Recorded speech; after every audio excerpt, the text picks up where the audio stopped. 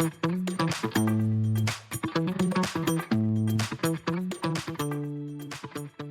morning and welcome to this week's episode of the Pink Property Podcast. I'm Leo Bryan here with my colleague David Kirby. Morning.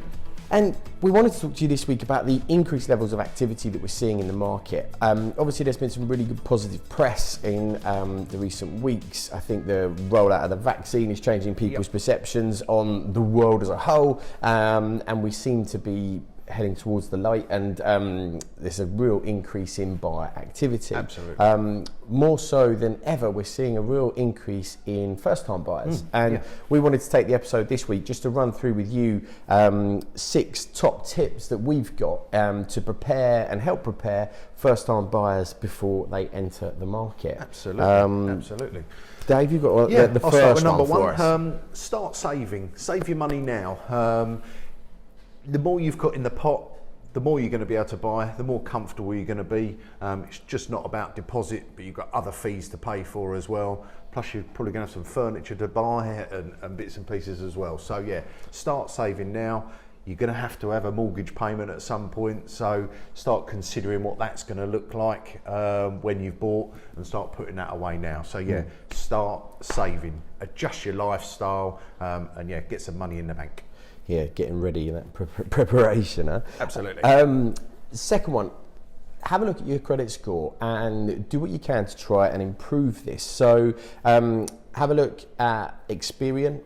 You can download your credit score for free. You can then register with them, have a good look through what's on there, and see if there's any bad debts, if there's anything outstanding, if there's anything against your name that you weren't previously aware of, and ensure that that is in as good a shape as it can be, so that when you do take it to a professional, a financial advisor or a broker, start helping you through the mortgage process and discussing your options, your credit is in good shape. So you've got good deposit and good credit. Don't they, on their website, so Experian They do, and others, hints and tips on how to increase that, increase your credit score. So yeah, have a look at that.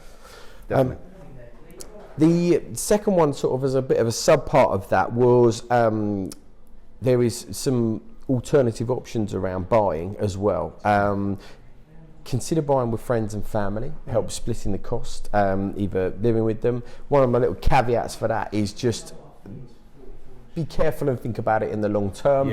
How's it going to work for both parties? Make sure it's of benefit to everybody, and also look towards parents, because they can often help when the deposits are required are such a high rate now, and it is quite difficult to get that money together no matter how early you start.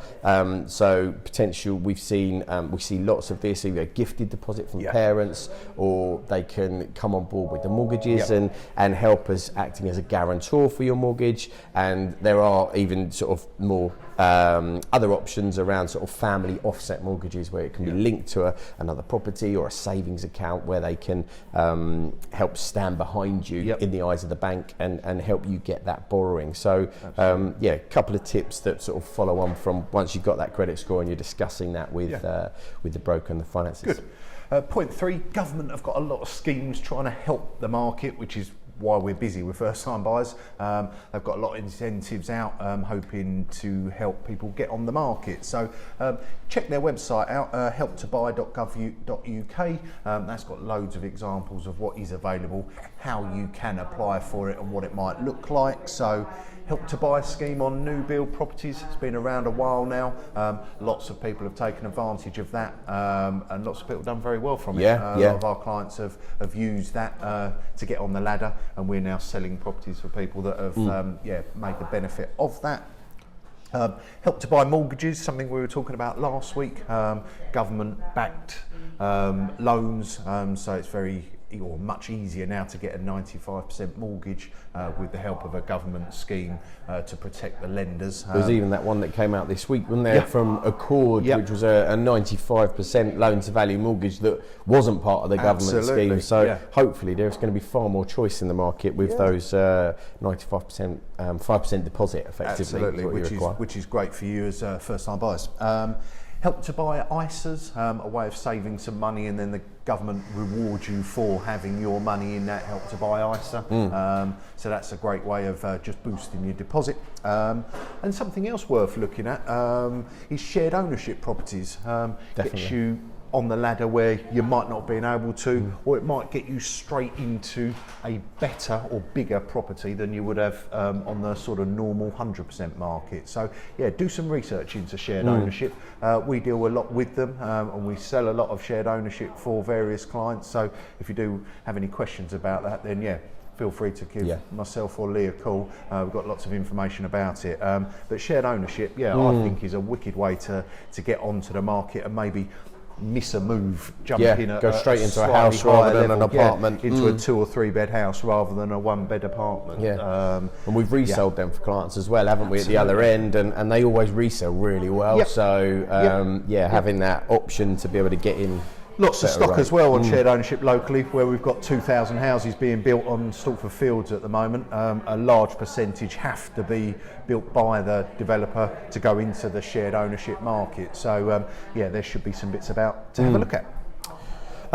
Fourth tip, understand the fees. So obviously with any big purchase, there are associated fees and costs. Couple of big ones that you just need to be aware of when going in, which need to be on top of your deposit.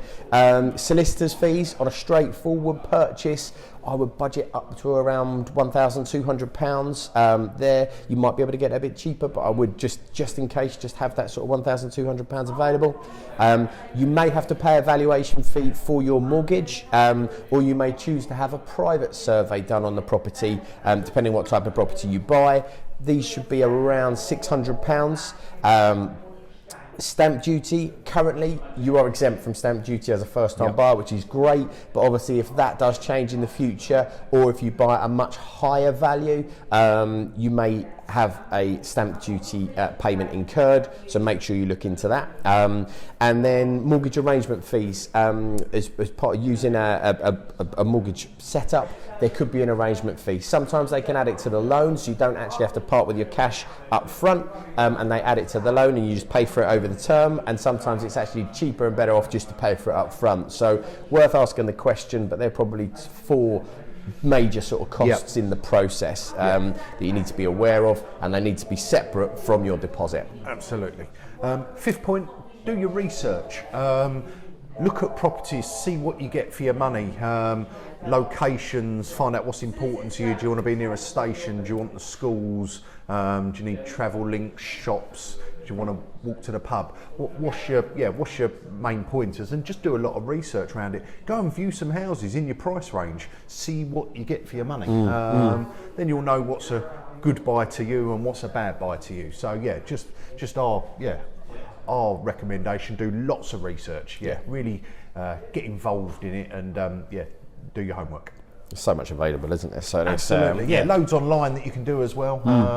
There's lots of information available, but get outside and go and view some properties. And then 6th and final one is be patient. I know it's so exciting, but the process does take time, and just giving yourself the right sort of level of expectation around timelines. Otherwise you end up putting undue pressure on yourself and stressing yourself out in what can be quite a stressful process. So be patient.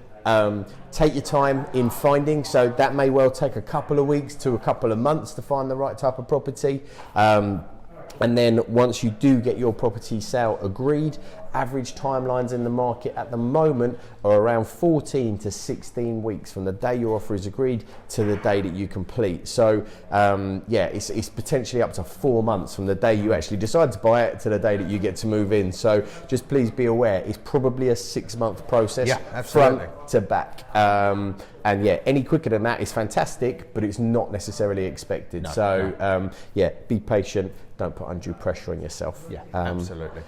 And that's it this week. 6 tips, pretty quick, but just some really good stuff that we think that first-time buyers can consider before entering the market. So if you need any advice or got any questions around anything that we've discussed today or anything else that we may not have, please let us know. We'd love to either chat to you on the phone about it, or we could even answer it in a future episode to help everybody else. So thank you very much for tuning in.